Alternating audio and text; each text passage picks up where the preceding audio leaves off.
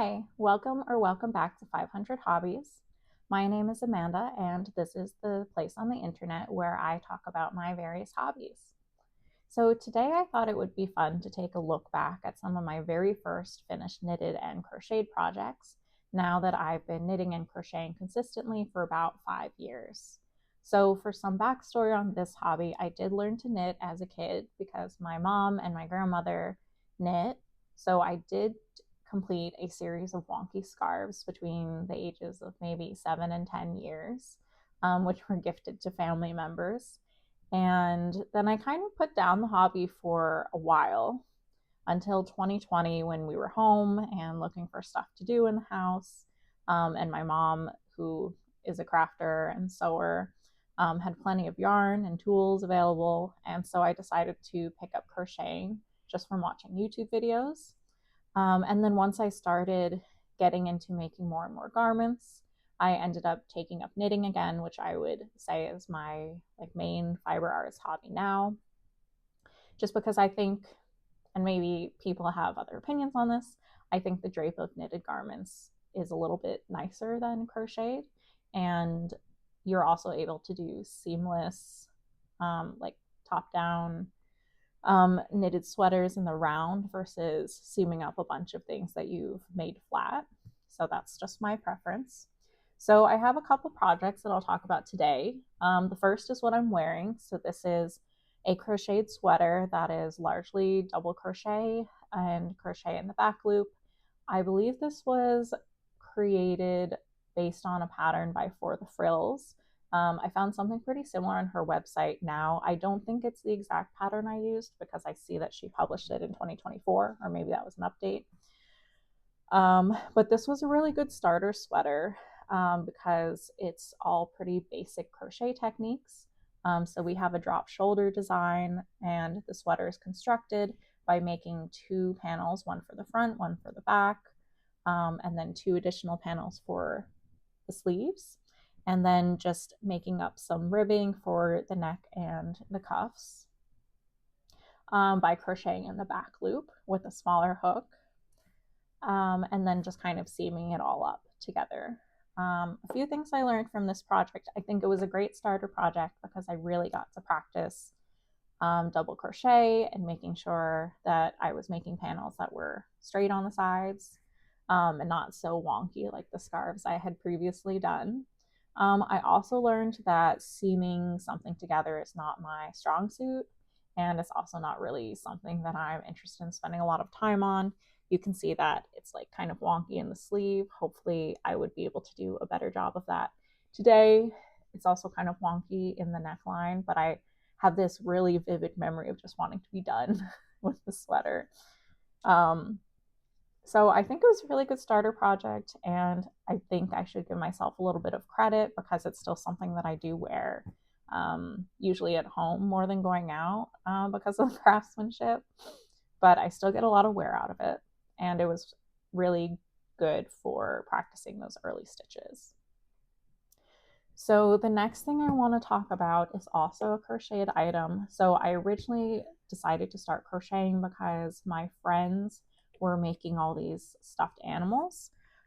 So I went on YouTube to learn how to crochet in the round and wanted to make a stuffed dinosaur because my cousin was expecting a baby boy at the time, and I thought that was a really cute gift.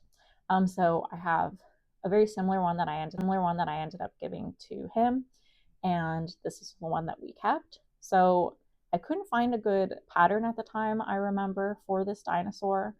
So I ended up just doing it myself.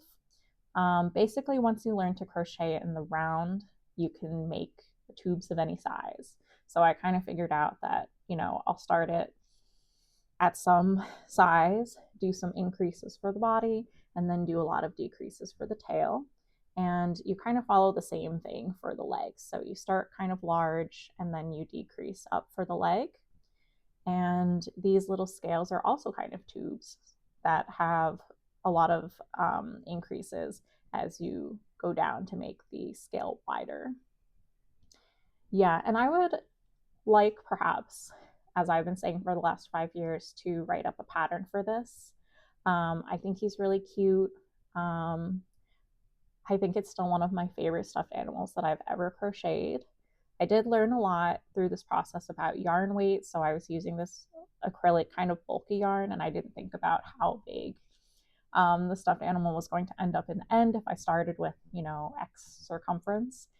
So perhaps if I end up writing a pattern for this, I will think about that a little bit more. It is quite oversized compared to what I expected to do for a newborn. So, but yeah, I think he's really cute. He lives on our shelf with some of our other stuffed animals that I've made. And yeah, I think it's still one of my favorites. Next, I want to talk about something that was kind of a combination of crochet and knit. This was around the time I was starting to get back into knitting, and that's the Harry Styles cardigan. I believe the Harry Styles cardigan, the original, is all knit, and you can see the pattern, which I think is publicly available, and I'll find that for the description below. This is a really good introduction to garment knitting or crocheting, I think, because essentially what you do is make up a whole series of squares and just seam them all together to make the cardigan, and then add in some ribbing. So at the time I was mostly crocheting, so the ribbing here is just crocheted in the back loop, and I attached that on by seaming. You can see that the seaming that I've done is not the tidiest, and I also used this purple yarn mostly because that is what I had left at the time. But I thought this was a really good beginner project because I was able to try a lot of different stitch patterns that I wanted to, especially as a new knitter. I was able to open up that book of, I have one of like 400 knit stitches, and see which ones that I could work on into the cardigan. I did this for my mom, who is a big Harry Styles fan, and it is not quite as oversized as his is at her request, but I think it is a really nice pattern that you can kind of cater to your own interest in colors and stitch designs. And I think that was a really good, like, bigger project for me to take on at the time.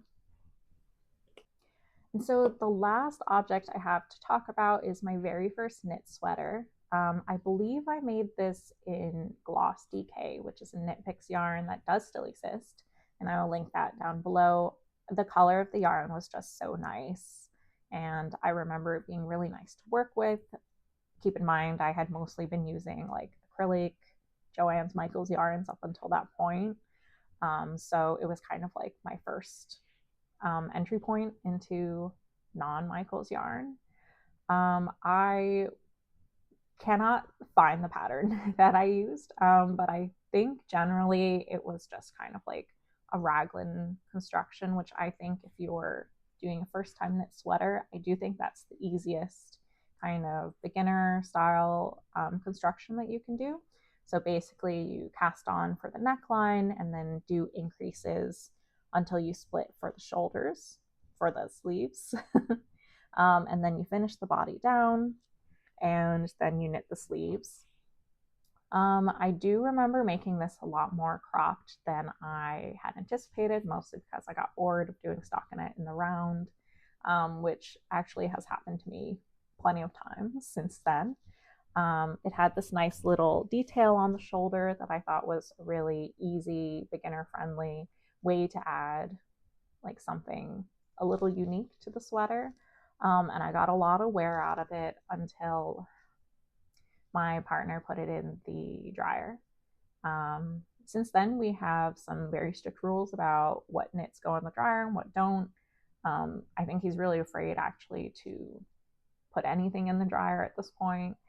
So I do have the sweater, which has felted, but you can see the detail is still a little bit there. And it's very sad, but of course, he didn't mean to. And I'm thinking about maybe I'll put this in a shadow box or something as a memento of my very first knit project. But before this happened, I did get a lot of wear out of it, and I think it was a really nice color. And yeah, it was a really good first knit project once I started getting into garments.